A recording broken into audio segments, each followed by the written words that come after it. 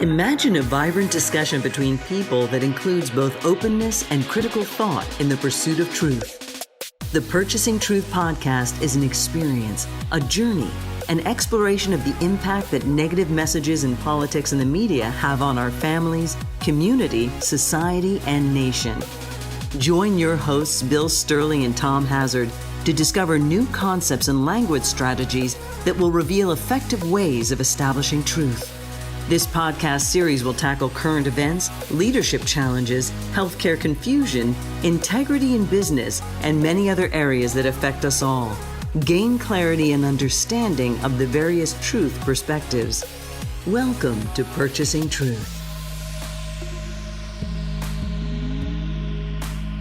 Welcome back to Purchasing Truth. I'm Tom Hazard with your host, Bill Stierle. And you know, Bill, I cannot get out of my mind the numbers that we talked a little bit, yes, I think in our last episode, of the people that are being hospitalized and dying from COVID-19. I can't get it out of my head. There's now enough data and facts, truth around people that have been vaccinated and how they're not getting sick, going into the hospital and not dying. And, you know, the numbers that are overwhelming in saying that the vast majority, and in some cases, the entirety of people in the month of June 2021 who died of COVID-19, like for instance, in the state of Maryland, all of them were unvaccinated.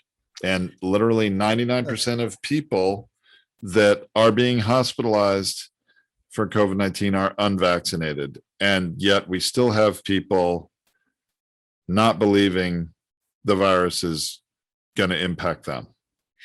Yeah, Tom, it's unsettling when we gather facts and information and data. There's a perspective in the world. And we've talked about this and have done a couple of shows on the flat Earth mindset. When a person stands on the Earth and walks around or turns around in a circle, they see the Earth as flat from their perspective. They see that as a truth. It is true that their perception and their worldview is that the entire Earth from their perspective is flat. As they raise up in an airplane, that doesn't help either, because then it's just that the world is bigger and it still looks flat. They could look out and see a slight curve and think to themselves, you know, maybe there's something to this round Earth thing. But that's not what a belief does. A belief looks to validate what it's invested on. Authority, when somebody is in a position of authority, when we hand over our consciousness to that authority, we'll tend to believe the authority person. So people have given the authority to doctors, and some of that's been true and helpful, and some of that has not been true for different people. Some people have given the authority over to spiritual leaders. Some of that has been really good, and some of that has not been so good. And then people have given the authority over to the legal system. Well, some of that is good, and some of that is not so good. There's a bit of a round Earth that we need to kind of like walk or have perspective that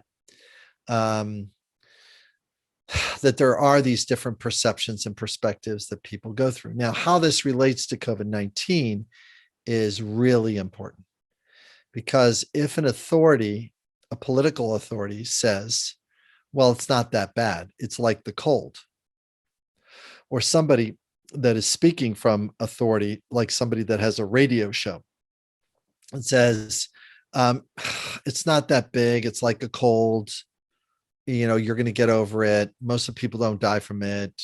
It's not a big deal. Well, that authority and the authority that we've handed over to the person now has a little bit of trouble there, because now we've just handed truth over to someone else. So when if you get enough of people to say it, this person says it, this person in authority says it, this person in authority says it. Oh, by the way, that newscaster person also said it too once. Well, they wouldn't allow people to lie on air, would they? And try not to laugh, but that's the way some people think, is that if a person is of status that is higher than them, they will lean or hand authority over to them, which is why the flat earth mindset and COVID-19 is having a little bit of a dance with itself. They're like dancing together and sort of like, we may want to look at this at a bigger picture and see what the real thing is. And like you zeroed in at the start of the show, hey, in the month of June, these are these people that were unvaccinated or were the only ones in the hospital. That flat earth, that experience of truth, when a flat earth person sees that, says, well, there must be some mistake. This is not right, because I don't see it that way. You know what? The person must be lying. I'm going like, how did it get to that person's lying when you're the person that's casting the belief in the person's direction? Now, you may be wondering, what keeps a lie in place? The thing that keeps somebody's version of truth, that people would call a lie, somebody's version, is the molecules that are associated with doubt and skepticism and anger. Those are the ones that keep a belief or a worldview in place. I'm angry about this. I'm doubtful about this. I'm skeptical about this. I'm not moving off my belief. So think about, and we've talked about some kind of different articles, but you've also had some other data that were interesting, is that, man, how do you cross that? How do you get the person off the flat earth mindset that they're sitting with? Well, but my frustration is, even with all the data, and you and I have said on this show many times, there are times when the facts don't matter. Yeah. And the facts here are so, I mean, we've also talked about how it only takes 51% of a belief to push you over the edge. That's to right. Believing something. It doesn't have to be fully true, but here we are with data from the month of June, and we're talking from coast to coast here. Yeah, Maryland's numbers have been highlighted just recently, but even in California, the most populous state, which has 20 million fully vaccinated people in the state, right? That a very infinitesimally small percentage of people that have been vaccinated have been hospitalized with COVID-19. It is such a couple zero fraction of a percent. And then, compared to the number of people that have died to, how many of them have been unvaccinated versus vaccinated, again, it is overwhelming. These numbers, like the scale, the meter is like, whoa, it's to 99%. And I'm not even citing the facts here, Bill, because I know the facts don't matter to some people that have doubt and skepticism, but we have real numbers. I mean, and all right, I'll give you one. I said I'm not going to do it, but I'm going to give you one. The CDC has tracked so-called breakthrough cases, which vaccinated person is hospitalized or dies from COVID-19. And they have tallied, and you can say, oh, they have skewed numbers. Okay, maybe, but they've tallied 879 deaths among vaccinated people, which is a tiny fraction of the more than 600,000 Americans who have died of coronavirus. Now, I can hear some skeptics out there maybe saying, but Tom, those 600,000 people, a lot of them died before we had a vaccine available, right? So of course, nobody was vaccinated back in 2020 at some point, but let's just take us to the end of 2020.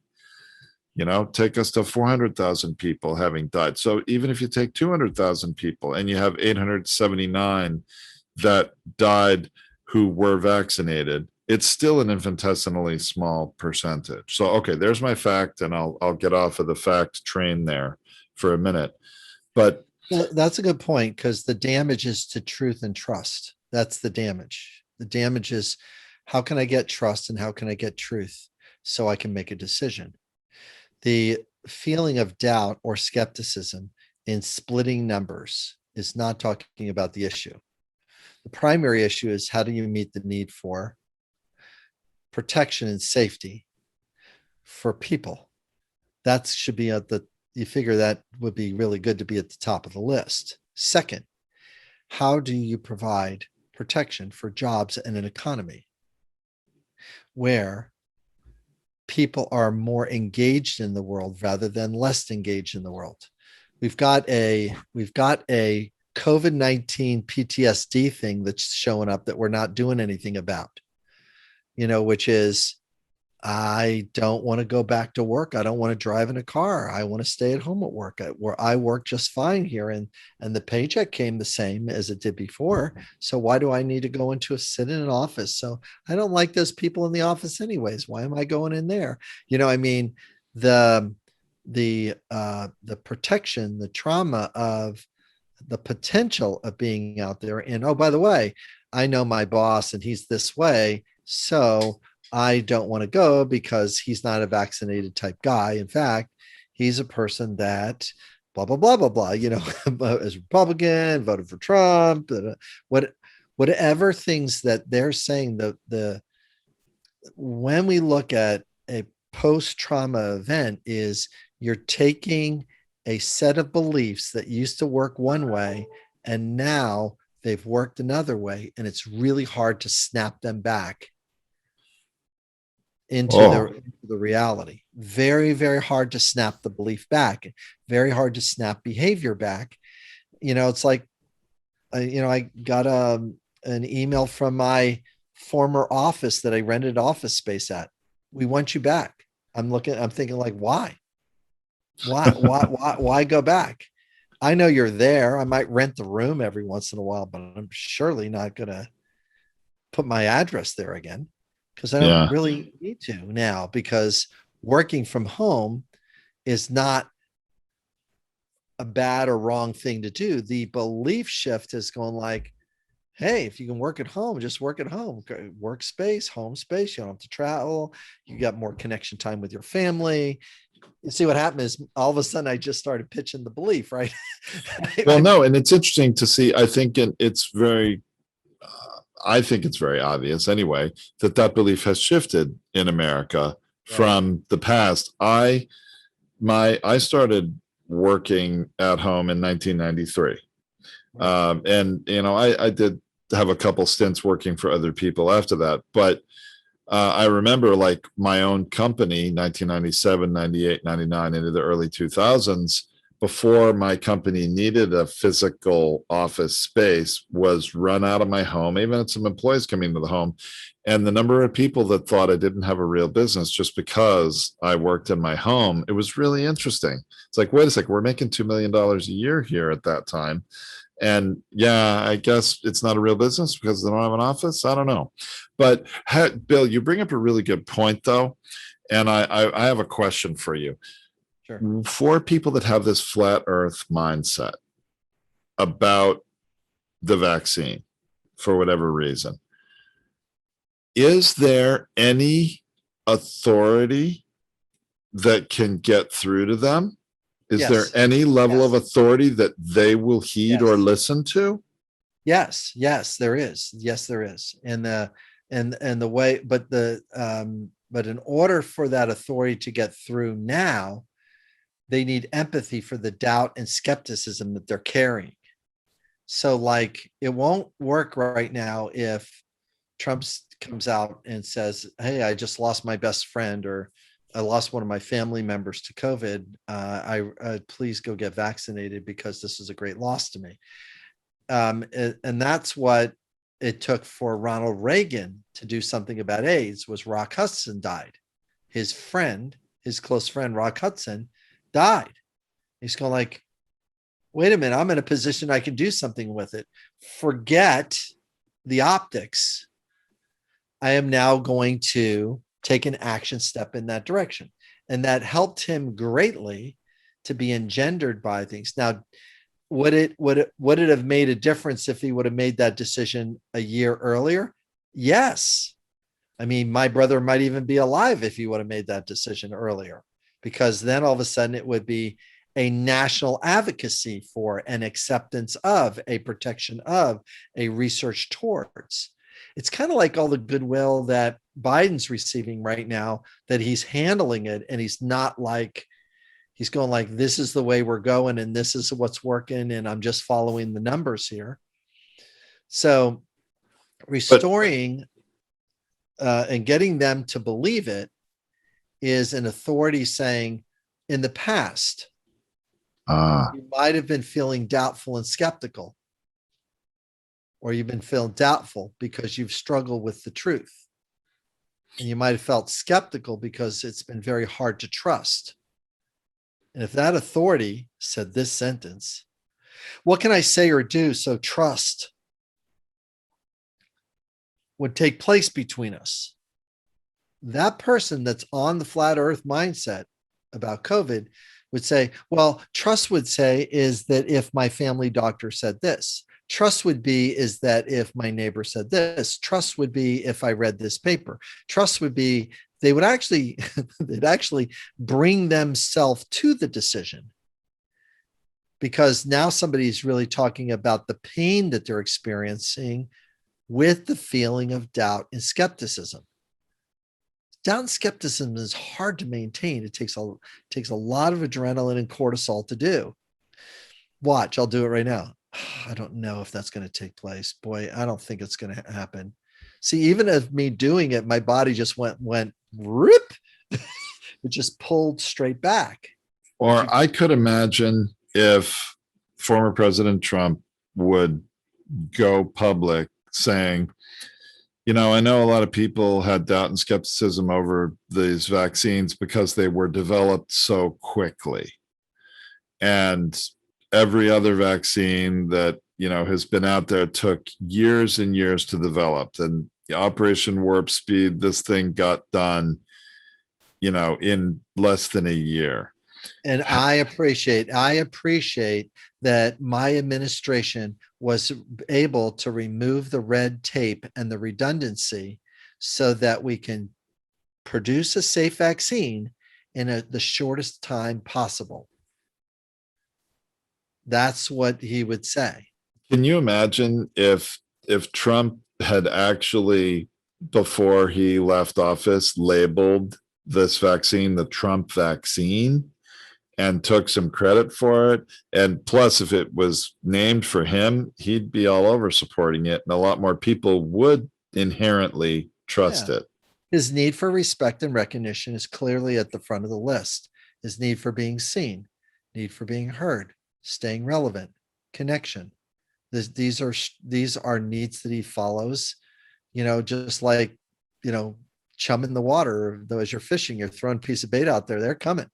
A person comes. Now, here's something that's really interesting, is that all the newscasters on the left, if they would empathize with him and push credit, recognition, and acknowledgement in the way that I just did it, more people would get vaccinated. And we wouldn't even need a message out of him. They could really do it for him. They could do it for him. They could surrogate empathy for him in order to get them to move. And wouldn't it be interesting if the media, the reporters on the left did it, and they're giving empathy, compassion, praise even to the former president for whatever he did to contribute to this? Wouldn't the right media at Fox News and Newsmax and OAN need to follow through? Wouldn't they need to amplify that? See, it gives the right an off ramp. See, and I was just on a branding marketing meeting a little while ago today, and I told the entire group, I go, you cannot answer the person's question on your display. You've got to provide curiosity and anticipation on the display. do not get the display to answer their question, or otherwise they'll read it and move on. We don't want them to read it and move on. We want them to come in and have a conversation with you. And it's the same thing with the vaccine, is that we want people to have the experience and imagine what it'd be like when your body calms down and doesn't need to fight. Think about that. Oh my gosh. Even if somebody just starts creating a meme on social media that thanks former President Trump Absolutely. for Absolutely. doing this and creating the vaccine, or fostering it, allowing it to be created and approved so fast, that would be one of those little, messages that is going to chip away at that doubt and skepticism. Oh, well, Trump responsible? Yeah, he really is. Wow, maybe I want to reconsider that vaccine, because it occurs to me so many people are placing a high level of trust and authority in messages they see on social media, Right. because they're in alignment with their beliefs. Correct. It's like its authority can change to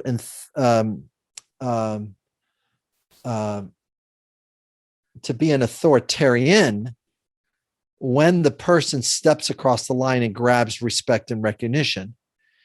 But you can, when we're pushing authority, the line is, here's where the authority comes up to, and here's where authoritarianism is on this other side of the line, because now it's every message is true from authoritarianism, not this message is important for the country. And that's what a really clean authority messaging looks like. Really important. Wow, Really? Bill, that is important. And it's really, I think it's always been that way. A lot of people blame social media for propagating messages and further dividing us. And maybe it has, and maybe it has amplified messages because of modern technology. And siloed messages too. It's one of those things that the algorithms are not, bringing in or not rolling through. But in reality, we've always had in the United States newspapers, magazines, things that do that. And I'm sort of, something you said earlier in this episode reminded me of one of my favorite movies. And I know you know this movie as well, Bill. It's called Tucker, the Man in His Dream, about Preston Thomas Tucker, who created the Tucker automobile in the late 1940s. And, if you don't know it, everyone, you should check out that movie. But there's this really interesting scene, and it is based on, true events, where he had this idea for a car, and he's faced all sorts of obstacles in the way of creating it because he was very little, and what he wanted to do was a threat to the established auto industry. But he had a friend at a magazine, and he got sort of an advertorial placed there, meaning it wasn't just an advertisement, it was more somewhere between a article and an advertisement about this car. And there's this funny scene where a couple of investors who were considering investing in Tucker said, well, if he's going to do this, it's going to cost a lot of money because you need to have a complete car, a full working prototype. And the other guy says, well, it says so in the magazine. It says so in the magazine. Therefore, the prototype, the car must exist. And of course, the funny part of it is the car was an idea on paper and had not existed at that time. But because it said so in the magazine, this level of authority placed on the magazine as an arbiter of truth in some ways, it was believed by the readers that this already existed. And social media, I think, plays that kind of role in many ways today. Yeah, it does. It does. And that's what you and I are embracing on this podcast, is what are the episodes or the things, activities that a person does to engender truth to move in their direction, whether integritous or not integritous. That's not what the issue is. The issue is can the message be grabbed onto by the listener, and then therefore truth is purchased and moves in their direction a little bit. And then, of course, there's another movement that purchases truth back the other direction. It's and still until you're staring at what need you're going for, it's very, very challenging to have a good bead on and a good perspective of truth. Because you can't argue both sides, then you're not really looking truth. You're not able to do it. You got I can sit here and argue both sides. I can argue the good reasons why XYZ takes place because the numbers are there. Kevin McCarthy is working the numbers. He has the belief and some validation that I can stay on this line and I can win these seats, and therefore I can secure XYZ. And then the other side's got to think on that side is like, well, they might have is anger, because anger is going to block them from being clear-headed about what's happening, and going like, wow, it's interesting. I guess he has the belief. See, I'm going to pretend I'm, pick one of them. Who are you trying to pretend you are? A news outlet on the right or the left? on the left. Pick one of them. Oh, well, you're all right. Pretend to be on the left. Let's take oh gosh, I can't believe it's taking me so long to think of it. Why don't you could be Rachel Maddow, or you could be Rachel's not so hard. Yeah. So Rachel will go like, it's really interesting to see what Kevin McCarthy's going to do by following this narrative of promoting. And then as she goes, I guess he feels confident that he has enough votes on this issue to keep languaging things that way. Rachel doesn't do it. She does outrage. She doesn't do empathy. She does sympathy. She does understanding, but she doesn't do empathy for it, because empathy flattens dopamine. It reduces the conflict. And so she won't sound like an enemy. But right now she does. Right. It sounds like a whining empathy. You won't believe what happened. And I appreciate the form of truth, and her followers get worked up in the same way, and come back, and after break we're going to do this. It's like, it's like I'm tired. I've got other things to spend my adrenaline and cortisol on, rather than the outrage. And the outrage has a reality to it. I'm not saying that it's all that bad. It's just enlisting somebody away from healing or progress.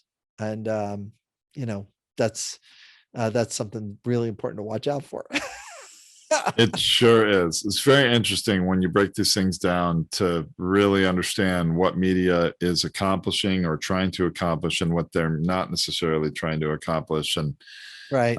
Somewhat can be disheartening or disappointing sometimes too. Well, it's a languaging show. This is about what to say in order to get it to go one way or another way. It's if I'm advising one group of people, it's different than advising another group. I've got to find out where the greatest pain is and then work from that position. Because wherever the greatest pain is what you want to work on. It's because it's really disheartening that certain group of Americans, think that they would like their vote to be counted more than other group of Americans. That's what they're believing. They're not believing the equal, let's make an accessibility, across the board. And that's huge change. But we've done this cycle before. I mean, there's a cycle in which voter suppression was very prominent.